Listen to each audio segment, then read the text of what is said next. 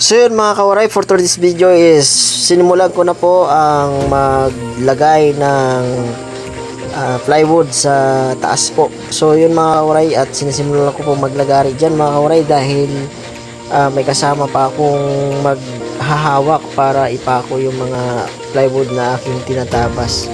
So yun mga kawaray, hindi ko na po na-videohan dyan yung paglagay ko ng yero sa ilalim dahil na-delete po yung video ko mga kawaray. So ayan, nilagari yan ni Boy Waray mga kawaray dahil siyempre marunong tayo pagdating sa panday. Ako pa matindi ni, so basta may mga gamit pwede ako magtrabaho sa yung balay. So yan mga kawaray, ginsarot-sarotso ko na itong dida mga kawaray kay ako man la didaan na bantak itong nga balay doon. So ito mga kawaray, adintika ko na adto nga sa yung plywood nga aking tapal mga kawaray. So pag dugtong ko lang stencil nga ako ginuto dyan mga kawaray nga plywood. So makikita niyo ang gintrabaho ko mga kawaray adi. So ini yadi na, ito na, yadi na yun. O yun mga kawaray, makikita niyo ang nakalapat na sa yung plywood yan. Siyempre pakapot ko dun dila anak ako umangkon kay para mga kawaray diri ako makurian pag graysang. So yun mga kawaray, medyo sayo na nga plywood ak na lapat nga. Siyempre nag-utod pa kay para matakpanaan sa duyo ini nga amo kuhan sa lambalay. So yung mga kawaray, nakita niyo ang kahusayon sa trabaho. So medyo di pagad maupay ang trabaho mga kawaray, pero at least nakakayumukit hindi kitang mabayad. So yan mga kawaray, nakita niyo nagbaliktad din yung baliktad so nagsukol. So yan makikita niyo mga kawaray nga gimbaliktad ko an akon ginalapat nga plywood kay ini nga medyo nagkamaliak sa na akong pagbutang. So mas maupay kay mayo nakabulig para maibutang. So pabulig ko siya din pag-raisang mga kawaray para madali ila ang pagtrabaho. Ayan, makikita niyo mga kawaray, durod ako paan mga relief lang ko sa nga balay. So tatalingaw ako nga maliplan inya mo yan may gyapon hinahinay gyapon nga mo pag salipon sa nga balay. So yung mga kawaray, makikita niyo nga mabot ang panahon gyapon nga diri lay ni mawon ang ako upayo nga balay kundi darako pa nga hinatuan nga mas maupay pa sa nga balay. Mga kawaray, natakpan na natin at siyempre lalagyan natin at papakuin natin mga kawaray. So yan, dito na takpan ko na at dito ko na ipakita sa inyo na ginawa ko kasi yung video ko dito na-delete ko. Yan, tapos na yun mga kawaray yung ilalim. Ito na lang tatapos ito mga kawaray. Yan, at may natira pa akong yero. Yan yung pantangit ko. So ito sa likod to, dito lang mga kawaray.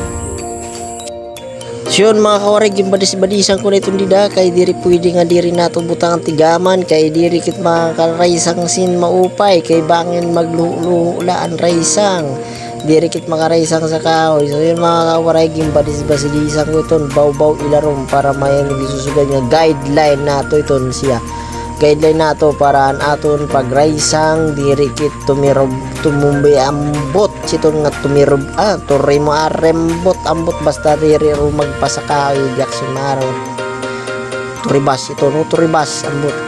So yan mga kawaray, gitikta-tikta ko lang pagraisang siyempre nang utwal pa sinon raisang diri pa tugid finalize ni Boy Waray yan pagraisang mga kawaray kay para at least pagkitaan ko ngadto sa atubangan magabot ko pa ang mga garabot para maliwat ko pa. So yun mga kawaray, di ko masyadong ginalampuan pag-raisang kay aram mo naman nga danay lilima akong kit diri pwede nga pag ato dayon raisang nito dida mga kawaray kay kailangan may mudtangon asaluyo kung talangan eksakto na at ato pagpok San martelyo sa raisang at sa plywood.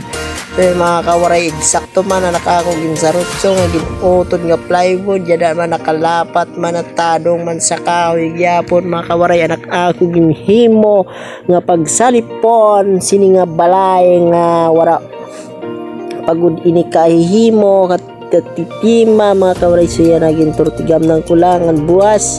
Sigurado na ito sa part to nga ako pamukpok. Sigurado nga panpapinalize ko na yun mga kawaray. So yun mga kawaray, may socket nga lapis. At so yun mga kawaray, natakpan na natin ang likuran. Bahay. Yan. Natakpan ko na po mga kawaray. So bali bukas, pag final, ako na lang yan. Pag final ko na lang yan para ipagkabit. Hindi ko muna sinagad yung mga pako para pakita ko muna kung ano talaga yung talalagyan ng paglapat na plywood. So hindi ko muna pinalize yung pagpako. Mga nagpaka-itaw pa yung mga pako ng mga kawaray. So para bukas pag trinabaho ko, pag final ko na mga kawaray, nagpakalitaw pa yung mga pako, nakikita nyo.